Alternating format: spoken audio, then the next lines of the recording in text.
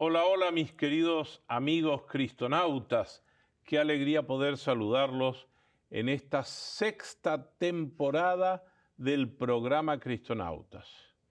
Y como ya saben, nos está acompañando el padre Dempsey Rosales Acosta, venezolano, usted, Sí, de padre, Maracaibo, con mucho de orgullo, ¿ah? la De la ciudad de costa. Sí, Maracaibo. Muy bien.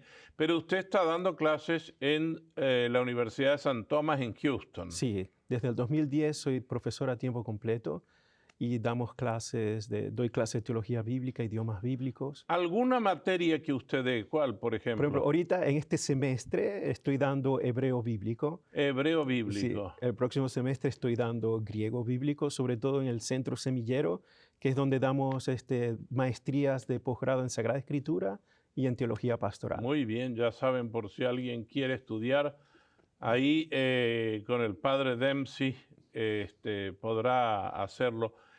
Padre, nos quedamos en el programa anterior con muchas ganas de dialogar y de exprimirlo como un limón, porque cuando lo vemos a usted que nos habla con tanta pasión, Ah, hay una palabra que nosotros usamos en la Biblia o cuando leemos la Biblia, que es la palabra canon. sí. ¿Qué significa la palabra canon? Sí, yo cuando le pregunto a algunos chicos, me dicen, ¿saben qué cosa es el canon? Me dicen la cámara fotográfica. Canon, no, eso es una... No, no. No, interesante esa palabra porque es una palabra griega que no es bíblica. No es bíblica. De hecho, el canon se usa mucho en la literatura griega pagana. Irónicamente, se utiliza en los escritos de arquitectura. Ajá. Sí, porque en las antigüedades los griegos tenían los famosos tratados de arquitectura, cómo construir un anfiteatro o un teatro, y tenían los cánones. Entonces, cada canon era una medida, Una era una medida. regla, una medida. 2 codos, 3 codos. El canon 4 son 8 codos, por ejemplo, ¿no? Entonces, son reglas, medidas. Y fue San Atanasio, muy interesante, San Atanasio, ya en el segundo siglo cristiano, que comenzó entonces a hablar de los canonizómenas, de los libros canonizómenas, de los libros que son canónicos. Interesante. Entonces, San Atanasio, y esa es la belleza del cristianismo, de la tradición de la iglesia, que los padres de la iglesia, recuérdense que en los primeros siglos no teníamos el Vaticano como lo tenemos ahora, Claro. con la congregación de la fe, o cristonautas para que nos enseñen. No tenía. Entonces, los padres de la iglesia agarraban vocabulario cristiano y lo adaptaban al mundo cristiano. Y uno de ellos era el canon. Y San Atanasio comenzaba a hablar de estos libros que son sagrados, que son divinamente inspirados y por tanto son canónicos, es decir, nos dan las reglas de vida porque contienen la divina inspiración. Interesante. Y comienza entonces a hablarse del canon del Antiguo Testamento, el canon del Nuevo Testamento. Por ejemplo, Melitón de Sardis habla específicamente del canon de la primera alianza y el canon de la nueva alianza. El Interesante. canon de la primera alianza para el mundo hebreo, cuando yo estuve en Israel y he visto, hay como que menos libros que en el canon nuestro Sí. de la primera alianza. Sí. ¿Por qué? Oh, eso ha sido un problema que no es nuevo. Esto viene incluso antes de Cristo, un problema. Y aquí, por favor, vamos a mantener bien claro esto. La tradición palestinense o la tradición de Jerusalén, muy importante. En Jerusalén siempre se ha mantenido un canon bíblico de Sagrada Escritura que luego ha sido diverso a los cánones o textos bíblicos del Antiguo Testamento que han comenzado a surgir fuera de Jerusalén. Estoy hablando en la antigüedad, antes de Cristo. Entre ellos está la tradición alejandrina, que es muy importante, porque allí es donde comienza la Septuaginta o la Septuaginta en Alejandría. Alejandría es el norte de Egipto y Palestina, por supuesto, la tradición palestina está centrada en Jerusalén. Claro. ¿Qué pasa? Que cuando comenzó a hacerse la traducción en griego, tercer siglo antes de Cristo aproximadamente, comenzaron a traducirse todos estos textos sagrados hebreos en griego. ¿Qué pasa? Que en la tradición alejandrina, el canon del Antiguo Testamento era más largo, mientras que en la tradición de Palestina, es decir, en Jerusalén, el canon era más breve. Por ejemplo, digamos hoy en día, ¿no? Vamos a hacer el ejemplo de que estamos en el siglo en el siglo primero antes de Cristo. Ajá. ¿Ok? Primero antes de Cristo, para más o menos colocarnos allí. Y yo voy de viaje a Alejandría, ¿ok? Y veo, y yo nací en Jerusalén, hipotéticamente, y voy allí a Alejandría y comienzo a ver, oh, en la biblioteca está aquí la Sagrada Escritura hebrea, vamos a ver. Y abro el libro y veo el libro de sabiduría.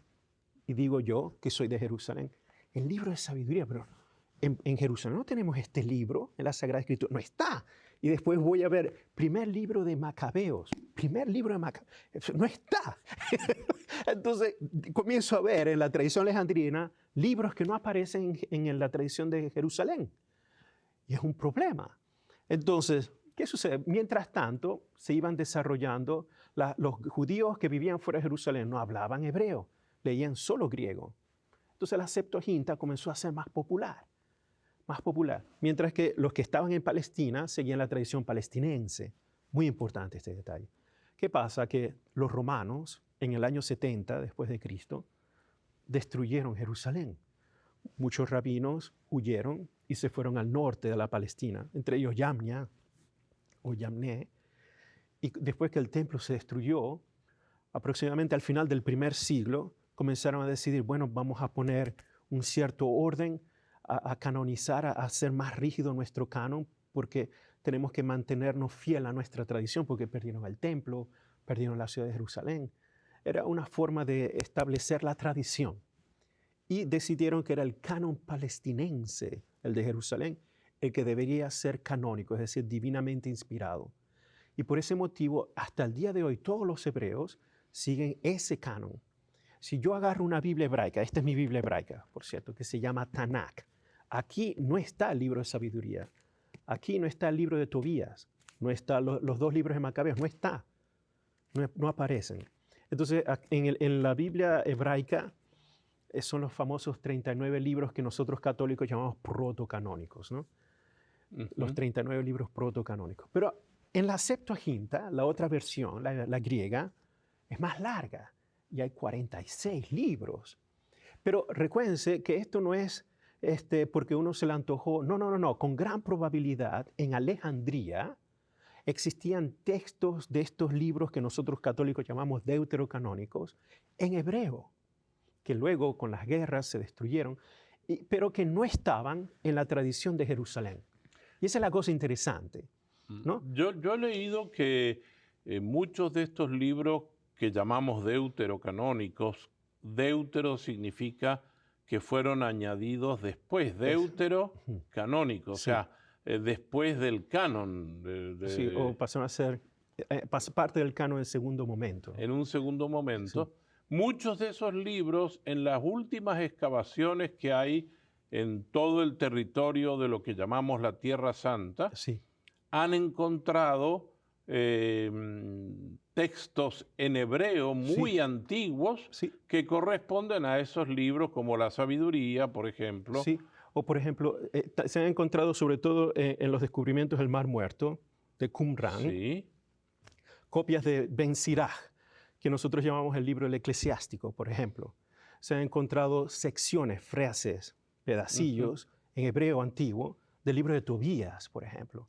También en la Geniza del Cairo, en la parte de Egipto, se han encontrado también textos bíblicos y hay fragmentos de lo que nosotros llamamos deuterocanónicos. O sea, que pudo haber sido no que lo inventaran los griegos que tradujeron, o que los que tradujeron al griego, mejor dicho, sino que ya existían una versión, pero de alguna manera no estaban en la tradición de Jerusalén, que es interesante.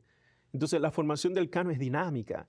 La cosa interesante es que esto es un problema que, fíjense que estos descubrimientos los venimos a tener desde el siglo XX. El Qumran fue los primeros descubrimientos de Qumran en el año 1947, por ejemplo, siglo XX. Pero nosotros en la Iglesia Católica tenemos 2 milenios de tradición.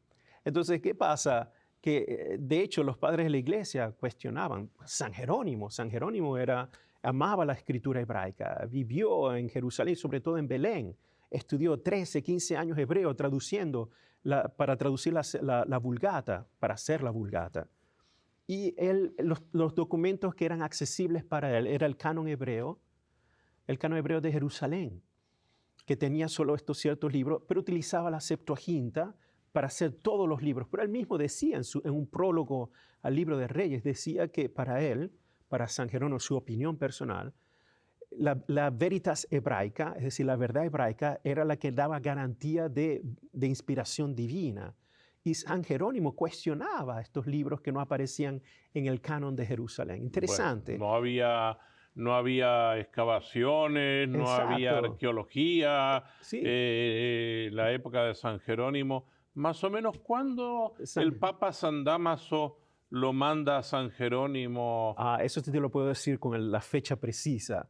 Se puede decir que comenzó con el famoso Sínodo de Roma. El Sínodo de Roma fue en el año 382 y fue allí cuando comenzó la comisión de San Jerónimo para comenzar a producir la Vulgata, a traducir todo en latín. Y tradicionalmente se dice que San Jerónimo terminó la Vulgata en el año 405. Después de Cristo, muy importante, después de Cristo. Sí, sí. Estamos a comienzos del siglo V. Pero aquí hay una importancia muy grande de la cual nosotros no habíamos hablado antes, que es cómo los textos de la Sagrada Escritura, Primer Testamento y Nuevo Testamento, o Primera Alianza y Nueva Alianza, los padres de la Iglesia, que ocupan desde los primeros discípulos hasta el siglo V, más o menos. Exacto, sí. Son los que nos ayudan. Por eso la tradición de la Iglesia es muy importante. Claro, y aquí encontramos un bellísimo ejemplo de escritura, tradición y magisterio, porque tenemos el sínodo de Roma que dice, no, el sínodo de Roma es uno de los primeros sínodos, no es un concilio, pero al menos un sínodo dirigido por el Papa Dámaso, en donde dice todos los libros del Antiguo Testamento, los 46 que aparecen en la Septuaginta, son divinamente inspirados. Y luego los concilios de Cartago, el concilio y otros concilios que continúan, sobre todo en el norte de África, todos afirman exactamente lo mismo, y el que da el golpe solemne es el Concilio de Trento.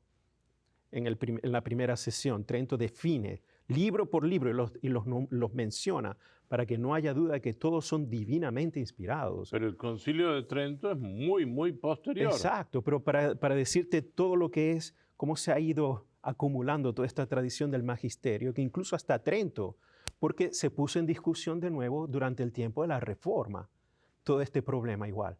Como vemos, una cosa que ya viene desde antes de Cristo, cómo ha seguido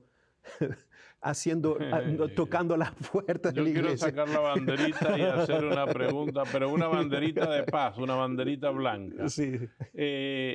Muchas veces hermanos nuestros de otras confesiones cristianas, otras denominaciones cristianas, nos golpean la puerta y nos dicen, ¿por qué ustedes los católicos le pusieron 7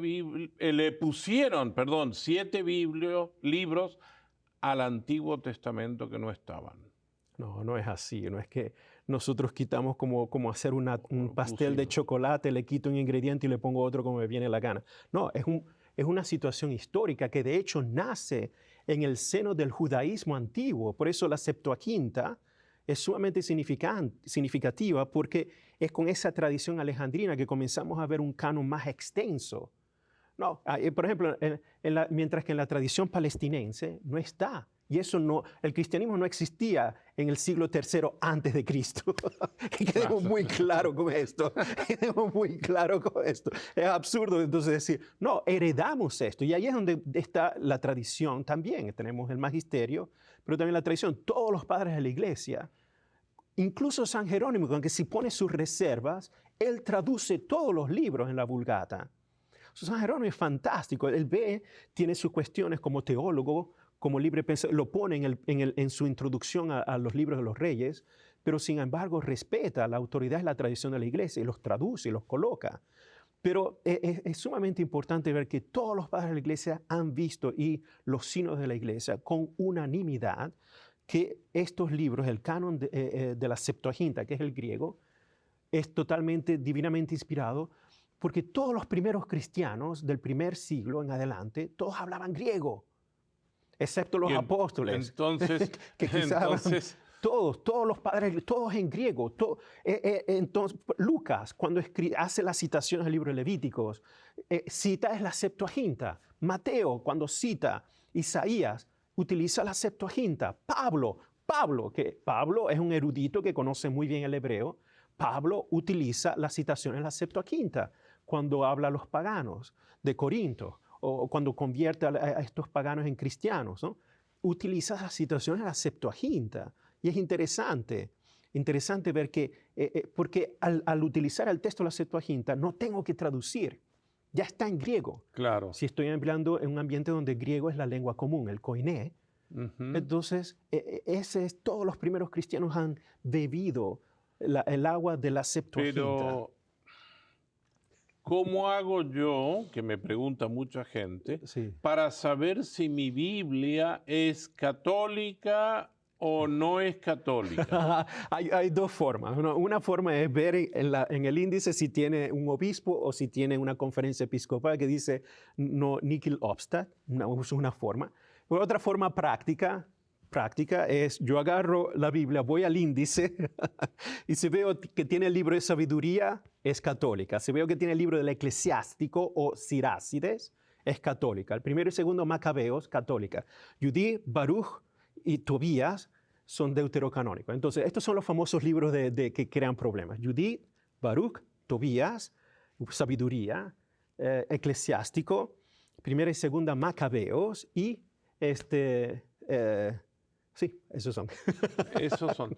Pero los secciones. evangélicos no lo tienen. Yo No. lo que he leído en estudios es que una asociación bíblica a mediados del 1800 decidió seguir el sínodo de los hebreos y usar solamente el canon hebreo Sí, y no palestinense. el canon De la Septuaginta. de la Septuaginta, Que sería el de griego. los 70. Sí. Y generalmente eso ya viene ese problema ya viene con Lutero. Lutero, aunque si Lutero traduce todos los libros del Antiguo Testamento en la Biblia luterana, en el siglo XVI, él pone siempre en cuestionamiento esos libros que hasta ese momento se creían que solo existían en griego y no en hebreo, que son estos famosos deuterocanónicos. Pero él de todas maneras lo traduce, pero siempre se mantuvo esta especie de sospecha Ya. en el mundo protestante de estos libros que venían de la tradición alejandrina y no de la tradición palestinense. Y es razonable que piensen así porque quieren irse por lo seguro, según la tradición hebraica. Por eso, si yo agarro una Biblia protestante y agarro una Biblia hebrea, el canon los libros son idénticos, igual. Pero yo agarro, por ejemplo, una Biblia hebrea y una Biblia católica. La Biblia católica es más extensa, el Antiguo Testamento es mucho más largo. Por ejemplo, hagan el ejemplo en sus casas. Aparte de los libros que he mencionado, incluso hay secciones, como por ejemplo la carta de Jeremías, ¿no? Que se agrega al final de Baruch. En nuestras traducciones no está, por ejemplo, en la Biblia protestante o en la Biblia hebrea. O por ejemplo, si ustedes hagan el ejemplo, agarren el libro de Daniel. El libro de Daniel es muy significativo, el capítulo 3 del libro de Daniel. En la versión griega es mucho más largo, 100 versículos aproximadamente, sí. Pero en la versión hebrea y protestante es 33 versículos. Sí, es muy corto. Y por ejemplo, el libro de Daniel en la Biblia hebraica termina en el capítulo 12. Bueno, a mí me gustaría decir algo como catequista que Sí. soy, y me gustaría darle una recomendación a nuestro público. Cuando a veces le digan a usted, hermanos de otras denominaciones cristianas, ¿cuándo ustedes le pusieron esos libros? La respuesta no es así, es ¿cuándo ustedes se los sacaron? Porque en realidad así fue. Los protestantes, a ver, cuando hay una Biblia famosísima que se usa mucho en el mundo evangélico, que es la famosa Reina Valera, traducción de Casiodoro de Reina y Cipriano de Valera, grandes monjes biblistas. jerónimos eran. Sí, sí.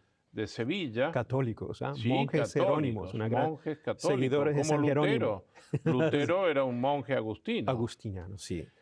Y estudiaron la Biblia, pero no tuvieron en cuenta muchas cosas. La primera Reina Valera tiene todos estos libros. Sí. Y eso es lo que hay que decirle. Lea la Biblia primera.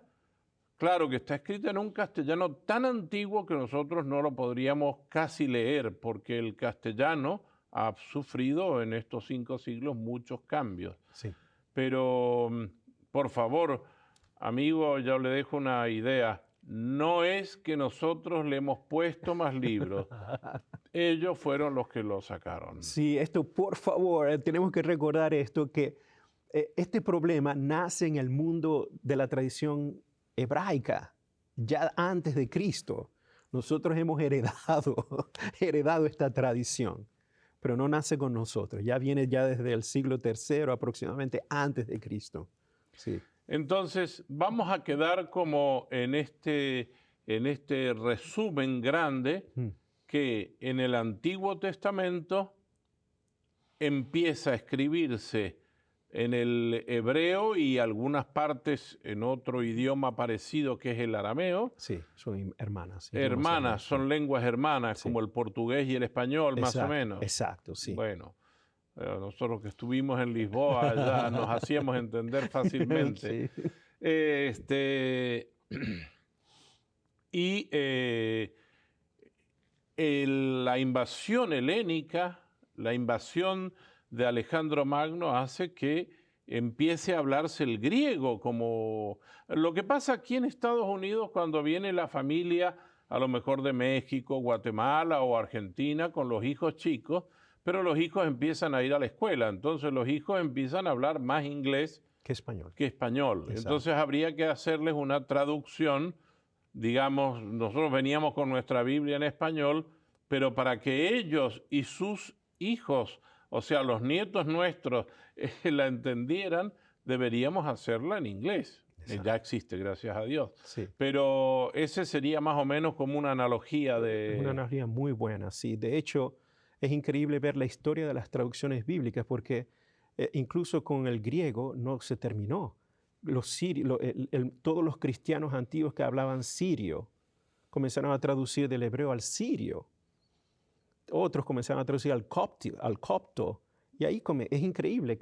Los que se han mantenido, la tradición que ha mantenido más fiel al menos a estos textos es los griegos ortodoxos. Porque todavía ellos siguen leyendo el griego original hasta el día de hoy. Ah, qué interesante. Sí, interesante. Yo tuve la oportunidad de ir en Egipto a una iglesia copta y también ellos usan, inclusive cuando tuve la dicha de que el Papa Benedicto XVI me invitó a mí como auditor del sínodo, había hermanos coptos y ellos decían que tenían 2 o 3 libros más que nosotros en el Nuevo Testamento. Sí, pero eso en el Antiguo Testamento igual. Sí. También. Sí, ellos tienen un salmo, tienen el Salmo 151, por ejemplo, que es otra tradición que aparece. Como ven, y después cada denominación determina cómo va a ser su canon. ¿No? Pero tienen un salmo más, tienen otros libros extras que nosotros no tenemos. Pero nosotros como Iglesia Católica, y quedémonos con esta idea ya para culminar el programa, tenemos que decir que nuestra iglesia se basa en 3 pilares, como una mesita con 3 patas, que es la Sagrada Escritura, la tradición y el magisterio de la iglesia. Absolutamente, sí. Si me quedo solo con la Escritura, entonces no soy católico. Para ser teólogo católico, catequista católico, pensador católico, tengo siempre que tener estas 3 columnas: Sagrada Escritura, tradición y magisterio. Y estas 3 columnas tienen una sola base, una sola fuente, como lo dice muy bien la Dei Verbum, que es el evento de Jesús, la revelación del Dios Trinitario en el Hijo. Todo surge de Él. Todo surge de Él. De Jesús surge todo. ¿Y desde el Hijo podemos leer el Primer Testamento? Definitivamente sí. De hecho, esa era la metodología de todos los padres de la Iglesia.